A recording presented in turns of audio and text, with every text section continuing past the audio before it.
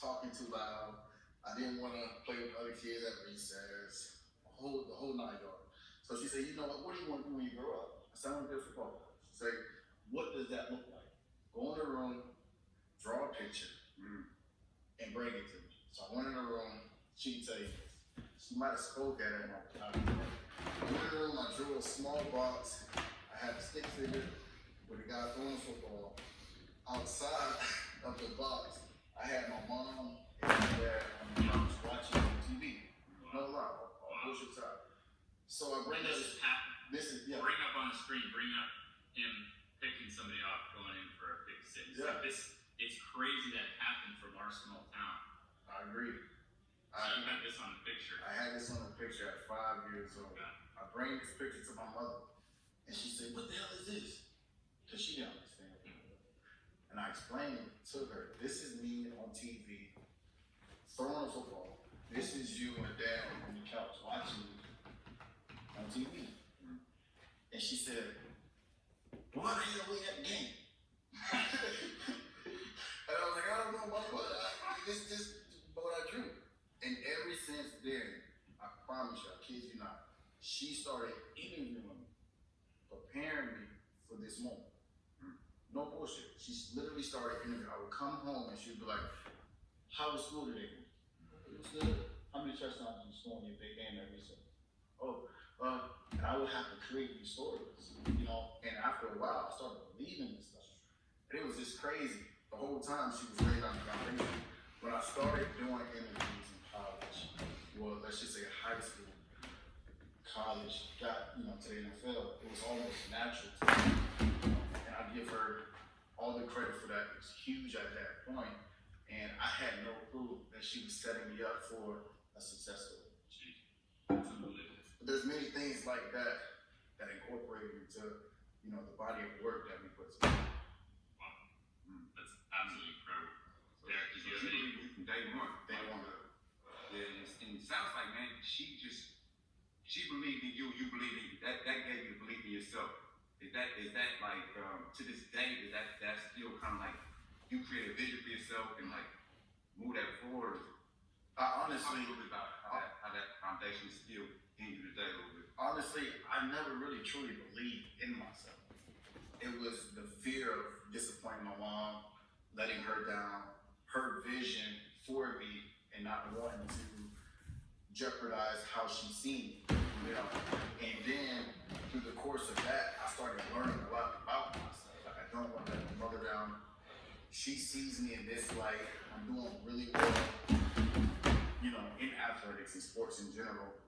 So now I don't want to let coaches down. So I always felt this burden, when I got older, that I can go out, play the best game, and lose. But if I go out and play the best game and win, everybody collectively gets, a piece of joy of that. You know what I mean? And it feels better to me to understand and to know that my success is credited to the ones that supported me and the ones that, helped me and believed in me along the way. Even with training with Ben and you, there's times I come in here and I'm just like, you throwing on weight, Ben talking about we going at your base. We walk in the gym and we start sweating. Yeah. It's like the toughest exercise you've ever done. And we don't even, you walk in the door and you go strap up. Dude.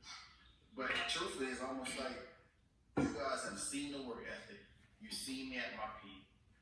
You know what it looks like when I'm giving 100%. And for me to walk through the door, I know you guys believing in me and counting on me. But there's still doubt, within. Like I told you yesterday, it's in there. I just gotta bring it out, So Surrounded with people that believe in is important. yeah. Let me ask you a question, man. Because the first time I met Leonard, I'm telling you, he's the perfect balance of just like superb discipline with just like he's a free spirit, you know what I'm saying?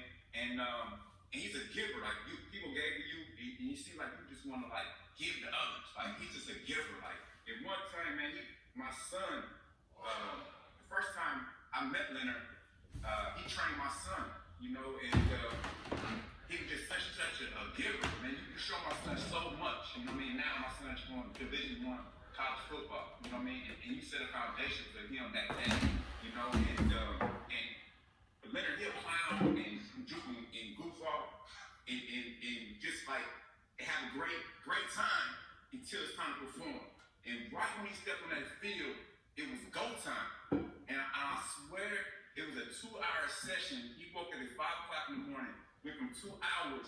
He didn't drop one pass. He might have dropped one. He got so hard on himself that he said, "Man, I got to do this 8 times. I can't drop a pass for 8 catches." You know, so talk a little bit about, man, how do you lock in and stay so focused and zoned in? And that's one question. And my second question is, what advice would you have for my son? I got 2 sons, and they want to be professional athletes. What advice would you have to any kids out here in the world that want to follow in your footsteps and be a professional athlete? Because it's probably 0.0001 of the population that makes it. And for the record, he's already now becoming a NFL coach, and he's, even when he was shifting from playing, he was mentoring and effectively making players better. So just whatever you're trying to be in life, like he can be successful at anything. Yeah. I always do that. Right. So I just want to be clear for someone, like, you don't have to take a loss if you make it as a professional athlete. You can still be successful at anything. Yeah. So let's the foundation is what's going to be successful. So let's dive into that advice that you would give someone. I think to answer your first question, for me, I'm all about being loose. You know, I think coaches put a lot of added pressure. We put a lot of added pressure on ourselves, the fans, the family, the atmosphere. You know, we understand what's at stake. But to me, it's almost like if I can act and go about today as if it's a normal day, knowing I'm getting ready to go to war to battle, then the killer instinct naturally will happen when it's time to go. You know, a lot of people say you can't flip the switch. Hey, Lucky. I forgot my point. It's all good. I was dropping off Lucky. Hey, buddy. So basically, your preparation. Yeah, the preparation is key. Oh my gosh. It's all of me. Oh my gosh. Just like the black dog, messing stuff up.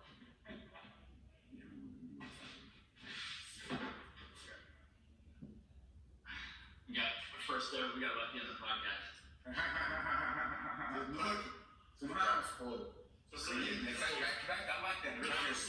your secret is the preparation. The It's not preparation. that you show up and just get lucky. It's the preparation. Because I understand, I put the work in, I sacrificed, I made a commitment, you know, to this obligation, and I'm going to fulfill that.